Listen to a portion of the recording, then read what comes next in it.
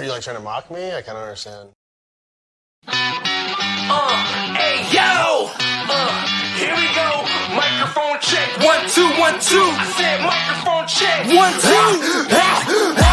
Can't nobody out here do it like me. Ain't nobody out here winning like me.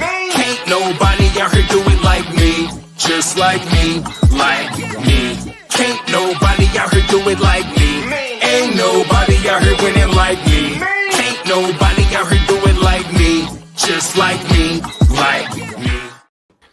All right, what up, everybody? How we doing today? We are back for another edition of Aces Wild. I know we had a pop-up show on Monday to talk about the loss last week, but today is a whole new day. We are putting that game behind us. We're on to Arizona now. Mike, how we doing this morning, man? Doing good, man. Doing good. I'm ready to start this new week and forget about last week because that was brutal. Yeah, it was. I talked about it last Friday when I was on with Tarbill about how I felt that game was, how the narrative was so, Bears positive, and then if they lost that game, the narrative shifts. The NFL's a week-to-week thing, so you know how it goes. But I think the one positive from that game, I think, though, is, and I don't think much has really been said or talked about on this, is I like, Caleb being a young quarterback. Like, he brought him back on a game-winning drive. He took the lead. I've heard a lot this week. It's like, oh, look, Caleb plays a winning team and he loses. But I don't think he did. He couldn't have done anything more to win that game. Like, he had a game-winning drive. We brought him back. They took the lead. Yep. And it's just, I know we kind of talked a little bit about this, but it's just kind of making sure your players are in the right position and they know the game plan. Like, the tip-up pass just makes me feel like there's no communication on what the plan there was. They should have been screamed loudly, smack the ball down. So, well, yeah, we kind of went back and forth. You and I tend to be the main debaters in our little group chat that we have. And I don't necessarily think either of us were wrong in our stance. I try to always look at it, and both sides can be true. Did the Bears, was it on the players to play better? Yeah, absolutely. Was it on coaching to, maybe call a timeout before that Hail Mary to make sure that the players knew what was up? Yeah, I think it was an all-around bad look for the entire team. I agree with you, though, on Caleb. I think if this was last year or the year before, you're down that little time left in the game, I don't see Justin Fields coming back and winning that game. right. The fact that Caleb was able to stay poised after a really rough game overall by him and the offensive line, and he was able to come down and make sure that they scored, that's a bright spot. We talked about it all season so far about how he's the guy we need to see improve. And I touched on it before the season that I thought we were going to find out more about the coaching staff and Matt Eberflus than we were about Caleb. And I think we're actually going to be able to do both. I think you're seeing the spots from Caleb that you need to see to show you that, yeah, this kid's going to get it once he gets more time under his belt. And unfortunately, with Matt Eberflus, I think, we're seeing a situation where game management has become a glaring red flag on his coaching resume, whether it's, challenges that he calls that aren't reversed, or not challenging certain plays, or, not knowing situations if he should go for two or not. And, there's situations that you're looking at and eventually these games are going to matter. And the last thing you need is your coach to, cost you the game. And then going into this week, we talked a little bit about it, how you felt this was kind of a must win.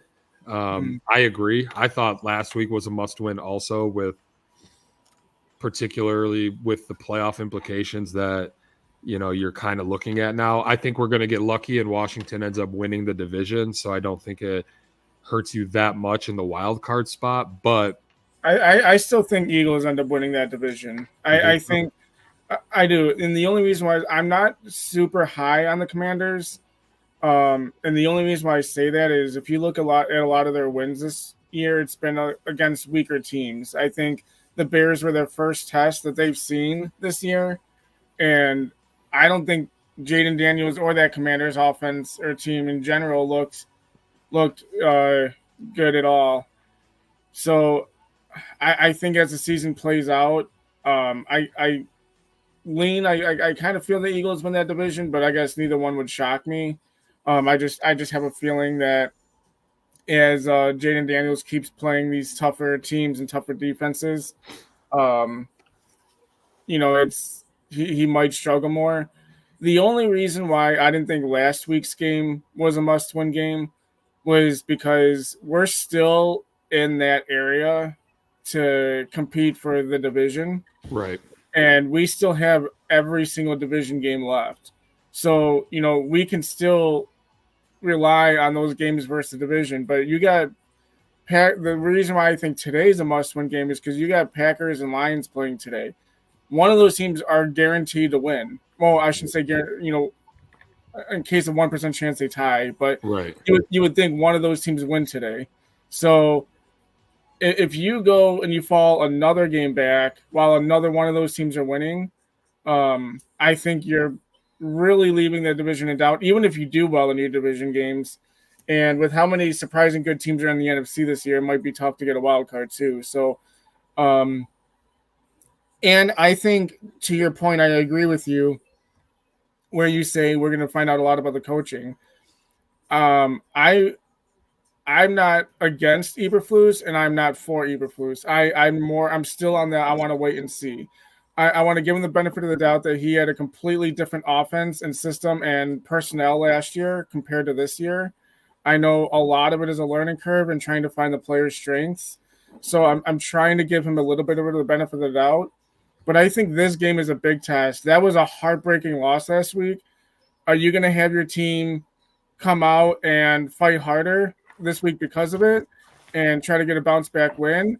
Or are you going to still be on this little hangover? We lost a game that got away. We should have won. And it's going to carry over to this game. If this team comes out flat today, I mean, this Cardinals team, I'm not saying they're bad, but it's not a team that you should struggle with. If you come on and struggle against the Cardinals, where they are bad in the pass defense, they are bad in the rush defense, they're just overall not a good team. So if you come out and struggle and you look flat against this team, I think that speaks loudly to the coaches just not having the players prepared after that loss last week. I agree. I know that I was looking at a stat yesterday. I believe the Cardinals are the 25th or 26th ranked defense. Yeah, I just wrote that down somewhere. Hang on, let me find it. But regardless, like, this is a game where so the Commanders played Arizona already, and they blew the doors off of the Cardinals. This is a game where you were close with the Commanders, and now you're going to go play a team that they played that doesn't have a great defense. I think. Yeah, they're 27th overall. They're 26th versus the pass, and they're 26th versus the rush. Yeah, so I mean, they're not a good defense. Yeah. If you go out there and look sluggish and look slow, look underprepared like you did last week to start the game, that's a huge spotlight on the coaching staff, not just Flus himself, but the entire coaching staff, the offensive coordinator, all that. And I think the problem really is now we're in a situation where, God forbid you lose this game today, which is possible because Kyler Murray has been playing well. You're down, two of your best starters. You have Tyreek Stevenson, who's not going to be starting because of the game last week. I didn't see if Sweat was playing yet or not. Isn't I forget if it was Brisker or Gordon. Aren't one of those two back this week? Let me look real quick. I thought I saw one of them were back this week. All right, let's see. We have ruled out for the Bears is Brisker is out. Okay, you're right. So questionable. Kyler Gordon is questionable. Sweat is questionable. Jenkins is questionable. This was just released 2 minutes ago. Just kidding. This was released at 6:00, so that might have changed. Let me see if I can find something more updated. Let's go to the Bears website. That'll tell me exactly.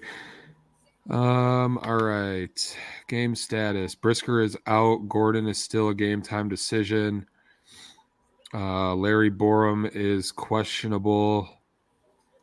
So I mean, yeah, there's some pretty high names on there that are questionable. Sweat's questionable. Jenkins is questionable. You might be going into this game severely hindered on the offensive line and on the defensive side of the ball. And while that might be an excuse to some people, NFL teams all around the league are dealing with injuries right now, and still finding a way to eke out wins. I'm not saying this has to go and be, a 30 to 12 victory by the Bears, but No, you just got to find a way to win, and right. to your point, it's when you see it's kind of just adjust accordingly. So if you see that you have these defensive players out, and you know that you're especially with them having Murray playing better, they got Marvin Harrison over there, so when you know that they got some playmakers on offense and you have some injury on defense, and that might be a problem, you got to kind of just ask yourself then, all right, how do we approach this game then? So why don't we establish the run game, control the clock, control time of possession, keep their offense off the field as much as you can. I mean, Swift has been running his ass off lately. He's been playing really good football. Roshan, and I know it's a limited role, but when he comes in and has to run, he runs pretty well.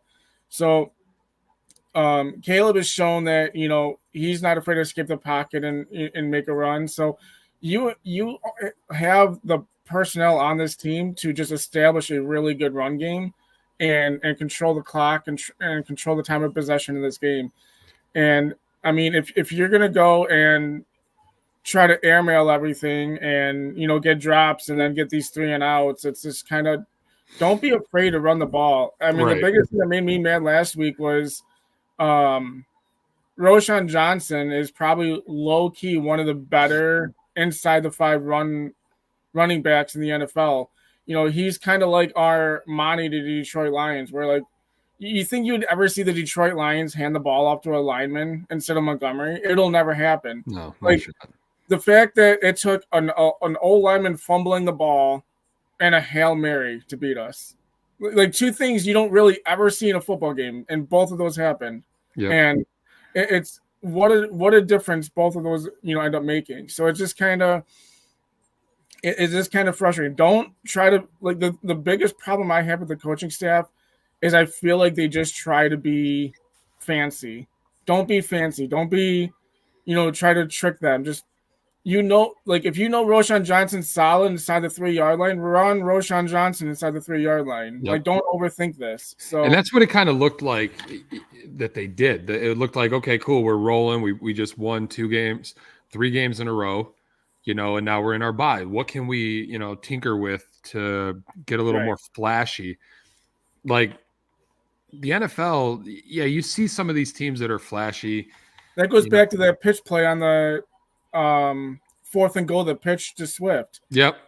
Like that option pitch. Like, why? Just run the ball up the middle. Yep. Like you see some of these teams, they get fancy, and a lot of the high flashy plays, if you really look at them, a lot of the times it's a little bit of luck mixed in with it. We talked about on last Friday about how I felt the Packers were kind of this like boomer bust team when it comes to how Jordan Love's been playing quarterback, where he just throws the ball up there, and so far he's been lucky enough to throw into triple coverage and his guy come down with the ball. Like, that's not supposed to happen, So like at some point that's gonna come back.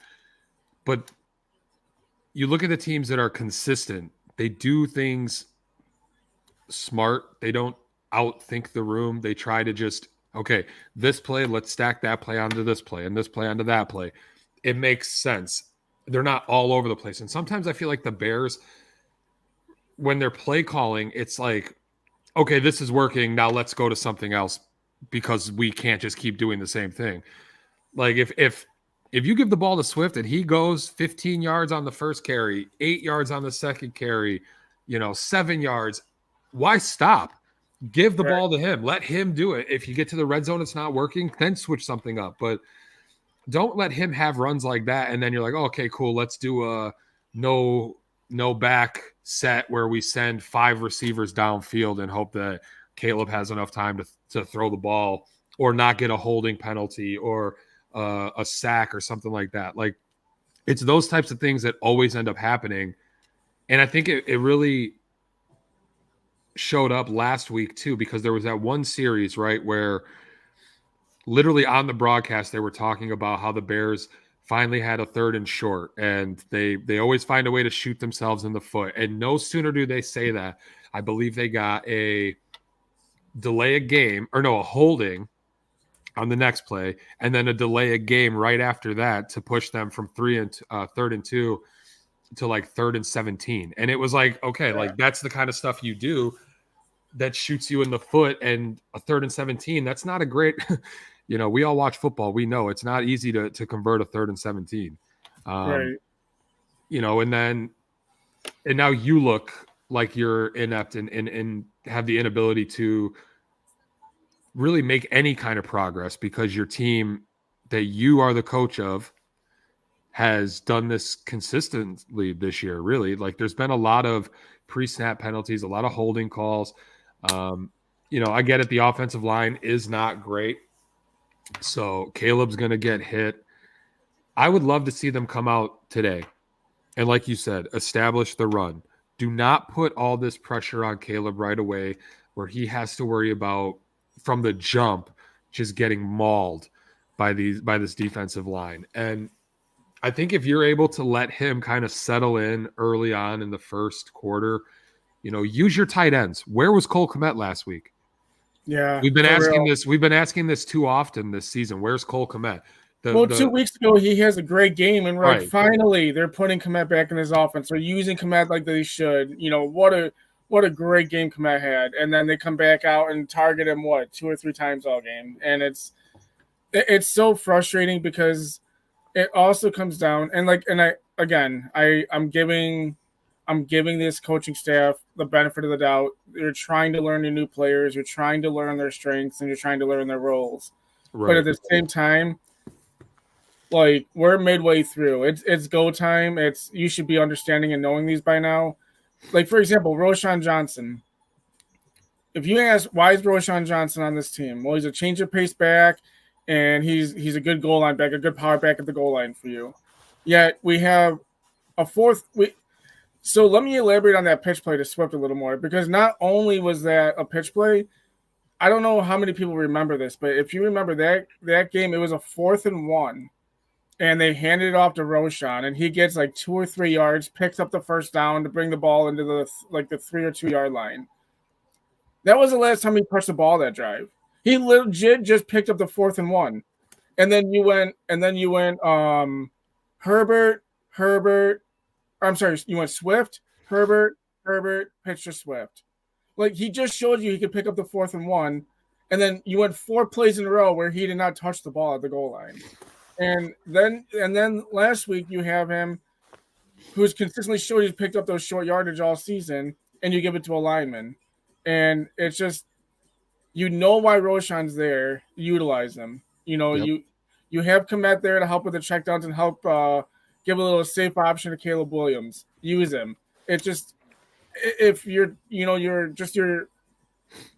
diehard fans like you and I are watching this game, and it's so clear to us, why is it not so clear to you? It's not hard. We've been talking about them utilizing their players since week 1 when we were like, where's Kmet?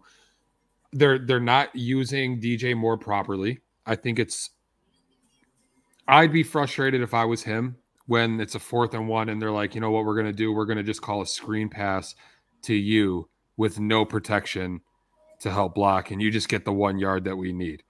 I think that's a stupid play call. I think that if you look at, like you said, Roshan is your short down, get us a yard back. It's like they hate the idea of just using a play to get a yard. And like all you have to do in football is extend the play, extend the drive. That's it, right? And every inch matters. That's what you hear it all the time. And that's one thing that frustrated me about last week is it seemed like, well, and Flus even came out and said that the play before the Hail Mary he didn't really care about.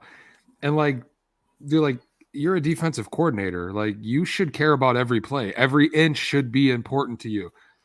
You know, if hindsight's 2020. So if they don't get those 13 yards, is it the same? We don't know. But what I do know is, so. And I know you and I kind of, went a little back and forth on this, and I think both of us it was really still heat in the moment. You were blood both boiling for both of us. But the more I think about that play, so if you look how that play played out, and you say, okay, if they were 12 yards further back, would it have made a difference? And if you go by how the play played out, no, it wouldn't have made a difference because he caught a tip pass and walked 10 yards to the back of the end zone anyway. But you can argue that it probably would play out a little different because if they're 12 yards back, I don't even know if like the Bears are trying to tip the ball. They're probably just keeping they're probably that ball's probably landing at the 10. Right. They're probably just letting them catch it and tackling them at that point. Right. Like they're not even trying to tip it. So, you look at it and there was a couple things, I didn't understand in the play. I get it. It's max prevent. So you send everybody back except for, 3 defensive linemen usually. It's just, for me, yes, I understand your point with like learning your personnel. It's a new team, new offense. But this is Flus's 3rd season as the head coach. So like, I don't think he was too bad last year though. I think last year was his better, and that's why. And that's why they kept him, right? Because of how he was able to keep the team together. Right, when it was now he has a new team that he's trying to learn over again. So like, it took year 2 with that Fields offense where he kind of looked better. So that's why I'm kind of like, but I don't want to give him a full year. You're midway through. I think, like you said, this game is going to be huge. If the team comes out and plays like they did, like they would have played last year, even with that long losing streak, you could tell that the team never gave up, right? It just, they never stopped believing what he was preaching. My problem is if you come out and you look flat and people look like they're not really giving it their all, the Bears have never been known to make a coaching change midseason, ever. You look back on his 2 seasons before this one, and there were clock management issues. There's a lot of the same issues, and I get it. Coaching is in the moment, it's got to be one of the hardest things, but that's why you surround yourself with people that are going to be hey, make sure you challenge this player. Hey, this is the situation. Go for it or don't go for it. I'm just worried that if this starts to go off the rails, if they lose this game, it's not going to be a good city to hear calls from all week again, No. And do they have to come and sit down and be like, okay, why we might love Eberflus as a person. Great guy. Is this the guy that's going to get us from point A to point B to the Super Bowl, right? Like that's ultimately what this is for. It's not for a 10-win season, just miss the playoffs or just make the playoffs, lose in the first round, and then, oh, cool, we made the playoffs. Like, ultimately, the guy that's in charge of the whole thing needs to be able to get the best of his players, put them in a situation where, yeah, okay, playoffs is always the goal every single year. But now that we're in the playoffs consistently, The Super Bowl has to come. We have to make sure that Flus is that guy or isn't that guy. And I'm really worried about this next stretch because if they lose this game, you play New England, that's probably going to be a win. But then you go into this back half of the schedule, you face the Packers, the Packers, the Lions, the 49ers, the Vikings, the Packers. It's crazy. And if this team is not prepared properly, like they haven't looked, you're going to find yourself in a spot where you might be lucky to win 2 more games the rest of the season. Yeah, after this game, we got Packers, Lions, Vikings, Seahawks, our next 4. Yeah. And the Packers, they're the Packers. I was talking with Turtle on Monday, and I told him, I was like, because he's like, well, what team are you really afraid of? And I was like, well, I'm not afraid of any team, but also like you haven't beaten the Packers. So like until you beat them, it's going to be a show me. I have not. I mean, I don't think afraid. I don't think like any of us are sitting here scared, but like Right. I don't think afraid is the right word. But I do have nerves when it comes to playing the Lions. That team is built to beat you in so many different ways. So that is a game that I do worry about for sure. But this team, you put so much stock into this team. You got this city, Bears fans wanted Caleb. All these rumors of do the Bears trade the number 1 pick and get a lot of draft capital? You had probably like 75% of the city begging them not to do it. Like, go get Caleb. We're sick of not having a quarterback. Go get your guy.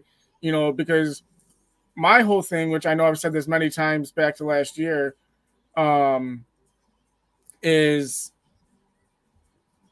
when, like, how many times have you missed on draft pick? Like, you can get all that draft capital and miss on those picks, and you missed out on Caleb. So That's why I like going to get Caleb. But with that, and then they went in and they said, okay, now we're going to get his boy Odunze, with him. So it's like go time. There's like this city, you can lose this city really, really quick if you do not surround yourself. So I don't think there's a huge leash for Eberflus either. I think if this does go off the rails, I think they do replace him next year. And I think this is a big indication of how good of a coach Eberflus is, because if this was a team coached by Dan Campbell, they would come out and win like 25 points today. You know what I mean? So, have your boys fired up, let them use that anger and that, pissed off that they felt after last game. You saw Caleb get pissed off and walk off the sideline. Like, use that anger and use that passion and put it all into this game. And you win this game, you're right back in it. But if you come out flat against an Arizona Cardinals team that is very beatable, and not saying this should be an easy win. This team has competed against some good teams this year. Marvin Harrison is playing well. Kyler Murray's playing well. James Conner is running his ass off right now. Yeah.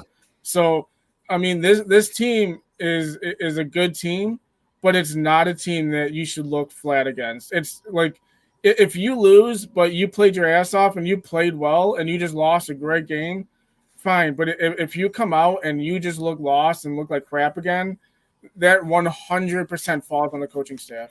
Well, and the narrative right now, whether we like it or not, is Matt Eberflus is only won. I think he's 3-13 against teams with winning records, and he, you saw the stat all week about how he hasn't yet won a road playoff game played on a Sunday, right? I know people find the most outrageous statistics to just push it all together and be like, well, yeah, he's winless against teams on the road on Sundays. Like, okay, cool. But I mean, he's won Monday night games on the road, Thursday night games on the road. So like, he's not. Well, Cardinals are first place right now, so they're first place in that division. Right. So I mean, you go in there and you win. You change the narrative on a few things for at least a week. right? And right now, that's kind of what you need to do. You have to steady the ship, and that's what he did last year. That's why Poles brought him back, right? Because of how he handled the room when all the stuff in the beginning of the season was happening with coaches and players and this and that. But you have to do that. If that's what you're known for, that's what you have to do. Because if you don't, then you're nothing. You know what I mean? Then you go into a situation where, okay, they come out, they look sloppy, they look slow, they don't look prepared. That's a terrible look for you, man. You're going to be, you thought last week was hard. If you come out and cost this team by not having your team prepared, and I get it, they're millionaire football players. They need to motivate themselves. But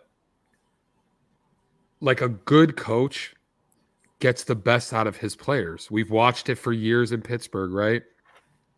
Mike Tomlin's winning seasons without anybody really on that team, and that's what separates the great coaches from the guys that are just placeholders for the next guy.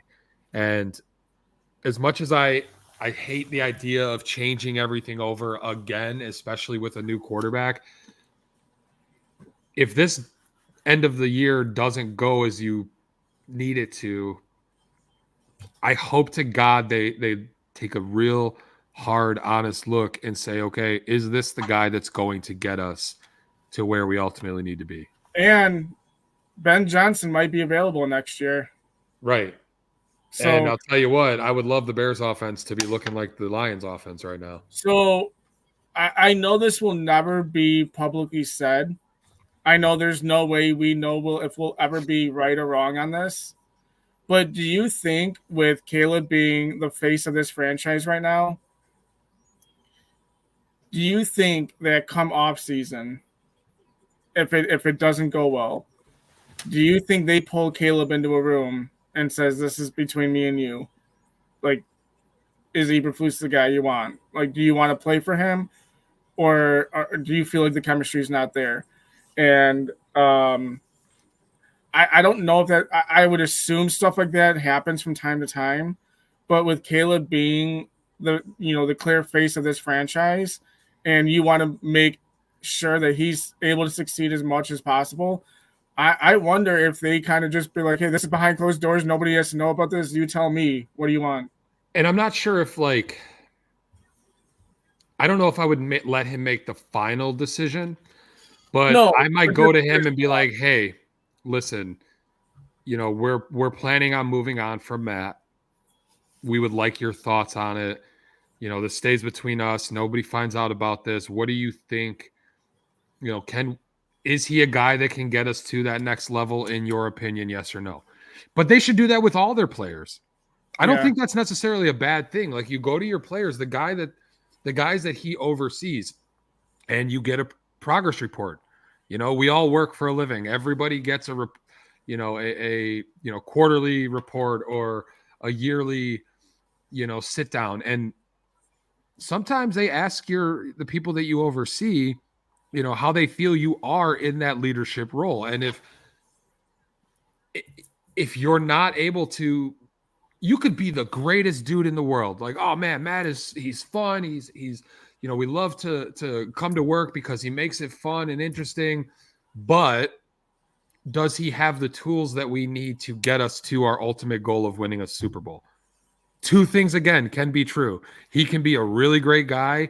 Players love to play for him. But he could also not be a guy that can get you to a Super Bowl. And that's where your general manager, your ownership group have to come together and say, okay, is he going to be the guy? If not, who is the next guy? And honestly, Caleb's dad went out and tweeted that put that thing on X, and that garnered a lot of attention too, about how, hashtag real coaching, when he reposted the Washington Commanders defensive coordinator. Here's a situation all before the draft. What did you hear? How Caleb's dad was going to play a factor in making sure his son was in a spot where he was going to be successful. The last thing you need to do is rattle that boat. And I'm not saying you have to be, bow down to the Williams family and give them everything that they want. because ultimately Caleb has to be the guy that comes in and delivers. But if Caleb's not happy, though, it's going to affect his play on the field. Right. If Caleb's not happy, it'll affect that. But also, like, there's one of two ways this is going to go. They're either going to get rid of Eberflus or they're going to extend him, right? And if you extend Eberflus and Caleb doesn't want to play for that guy, I don't think that's going to go? I don't think they extend him if Caleb doesn't want to play for him. I don't think it happens. I don't think so either. I don't think it happens. And if I'm the Bears, I also like if Ben Johnson's available and you feel you have a real shot to get him, like I don't even care if you say that Eberflus is a good coach. I would take Ben Johnson over anybody. Well, realistically, anyone that's available, right now, I would take. Not only is he a good coach, not all like the one I don't mind Eberflus. The thing that confused me is you go and get Odunze, you go and get Caleb, you go and sign Swift. You're getting all of these offensive weapons, but you have a defensive-minded coach. Like you need I would love to have an offensive-minded coach that can really bring out the most out of these players because right now I don't feel like they are. And I think Ben Johnson running this offense will look fantastic. And especially the fact that he is also under the Dan Campbell umbrella now. And I think Dan Campbell's probably top 5 coach in the NFL, easy. So, he has experience coaching under him, and you see what kind of great offensive mind he has on the field. So, that's the guy I would love to go get in the offseason. But, I want to give Flus a chance. I want to see how they bounce back. I see our guy Foster made a comment saying got them winning big because of mistakes last week, 37-15. If that happens, I am 100% more excited about Eberflus this week than I am last week because that means he brought the team ready to play. So right.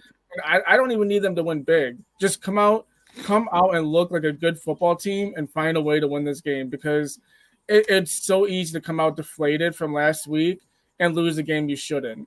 So if you get the team ready for a win, that's all I care about. So sitting here, batting these scenarios back and forth with you, something crossed my mind just now. Do you think there's a situation where nothing this season really matters for Poles on his decision-making with Eberflus except divisional games and how he performs versus the Packers, the Lions, and the Vikings? And if he goes out there, let's say they won every game to this point and they lost all 6 games in the division. No, if you lose all 6 games in the division, people are not going to want you here because your division games are what matters more than anything else. So if you go 0-6 in the division, you're probably missing the playoffs and you're for sure not winning the division. So I think it matters to an extent. So do you see a situation where, let's say they bounce back this game, they look good against New England, then they go and they play the Packers and the Vikings and they get rolled, right? And then they go and Packers play after this game. I thought New England was next. I could check. I thought it was Arizona, New England, then Green Bay, and then.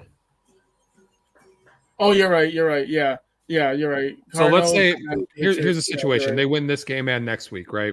So now you're sitting at 6-3. That's a good record, but you go in and play against the Packers and the Lions next, right? Yeah, they got. Yeah, it's because they're going to ruin my Thanksgiving. I already know this. They got Packers after the Cardinals and Patriots. They got Packers at home, Vikings at home, and then at Detroit on Thanksgiving. Yeah, so you play 3 divisional games right there in a row. I really think that you put yourself in a spot where Ryan Poles is going to look at these games and be like, okay, as much as we like Matt, he hasn't beat Green Bay at all. Well, none of our coaches have really. Right. But that's the trend that we're trying to break, right? Is we need a guy that we're going to get in here that's going to. And if you lose in the division, especially with how hard the NFC is right now, you're basically pushing yourself further and further back at any potential playoff berth. If the Bears beat the Packers, do you think the narrative will be we finally have a coach that can beat Green Bay, or we finally have a quarterback that can beat Green Bay? I think we finally have a quarterback that can beat Green Bay. Yeah, I don't think they look at it as Flus won it. I think they look at it as we have a quarterback in Caleb that went in there and did what he had to do. I agree. I think it's a little and bit. And maybe that's the answer that we have right there. You know what Yeah. I mean? Like if that's the way that we look at it after that game, maybe the coach is already kind of 1 foot out the door at this point. Yeah, I think it's a little bit of both, but I definitely think it's more we have the quarterback. So what are you before we wrap up, what are you looking for in this game? You know, what are your eyes going to be? What are you hoping to see, and what do you got for final score?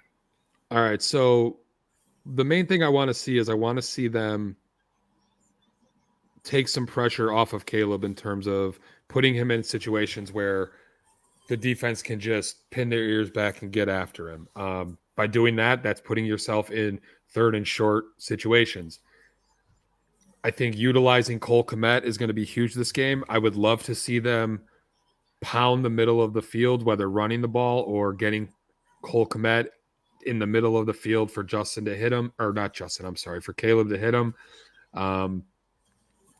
I want to see Caleb play with that confidence that we watched him play with against Jacksonville, right? Yeah. He was just going out there. He knew what he wanted to do, and he was doing it. Defensively, I just want to see them maintain the game. Basically, I don't want them to let this game get out of control. I'm understanding, you know, being down a lot of your guys that you have, it's going to be difficult to prevent them from really doing nothing. I would love for them to hold this to 17 points max. I think if you can hold this to a 17-point game, you have a quarterback that has proven he can put up points when needed. I would love to see this game end around like 27-17, I think would be a good game for the Bears to come out, win by 10, and then kind of silence the crowd for a little while. So yeah, I have a kind of a similar take. I like as I kind of alluded to in the beginning of the show, I would love for them to come out and try to establish time of possession and try to feel like you're controlling the game a little bit. You know, I want to see Caleb have a good game, but don't make him do too much. Like, there's no reason why you can't hit checkdowns to Kmet, or a little out to Kmet, or, you know, a little post to Adunze or Kmet over the middle. You know, just take what the defense gives you, kind of thing. Don't try to get tricky. Don't try to get fancy. Don't try plays you have not done all year. Like that option to Swift on 4th and 1, first time and only time we've done it this entire NFL season. A handoff to the lineman, never done it before, and we're doing things for the first time all year that we've never done before this season, and we're doing it in big spots with the game on the line. So I want that to stop. You know, use the players. You know, you got a guy that can pound it in from inside the 5. Use him. You have a Kmet who could probably be a top 5 tight end if he's utilized correctly. Use him. You know. And just control this game. I think I think the Bears get downfield. I think they, you know, might settle for a couple of field goals, and I kind of feel the same way. I kind of feel the same way about the Cardinals. I think with the injuries, I think they get downfield a little bit. But I think they get stopped short a little bit. I'm kind of feeling like a 24-20 win by the Bears, or a 27-20 type game. I have Cardinals around 20, and then I have Bears scoring 3 touchdowns with a field goal, possibly 2. Yeah, I mean, I like it. And if you come out, Caleb puts up 3 total touchdowns, you know, or your running backs are able to get into the end zone. And I think it's just important this game. We talked about it. Come out prepared and look like you know what you're doing. Do not start slow, because starting slow, the opportunity to catch up gets harder and harder. So it's going to be an interesting game. Packers suck. And the Packers do suck. And I hope, as much as I am not excited for the Lions, I hope to God they go out there and just destroy the Packers today. Because I hate Green Bay more than anything. So with that said, though, because I'm like kind of torn on this. Like, I will always hate Green Bay more than I hate any team in any sport ever. But the Lions go to 7-1 if they win. Mm-hmm. You know what I mean? Like a Green Bay win puts the Lions at 2 losses, which is only 1 loss less than we have. So if the Packers win and we win, we're guaranteed to only be 1 game out of first. So, I mean, I get what you're saying. My heart loves it when Green Bay loses. Yes, but in the end, I will always love my team more than I hate any other team. Right. And I want the Bears to win this division, and the best way for them to win this division is Green Bay winning today. I think I just want them to make the playoffs. However, that gets them into the playoffs, whether that's they win the division or they're able to get into that wild card spot. I think that's what I would love to see. I think they have a better chance of beating Green Bay this year than they do against Detroit. I have a Lions fan who watches this show, so I'm sure my phone will blow up here in a second and be like, I told you. But, you know, and living up here makes it so much worse when the Packers win. So any chance the Packers get to lose, I'm all for it, because then it makes my week a little better, you know? It's kind of a win-win. You know, it's right. You know, it either helps the Bears standings or we see the Packers lose. It's kind of a win-win.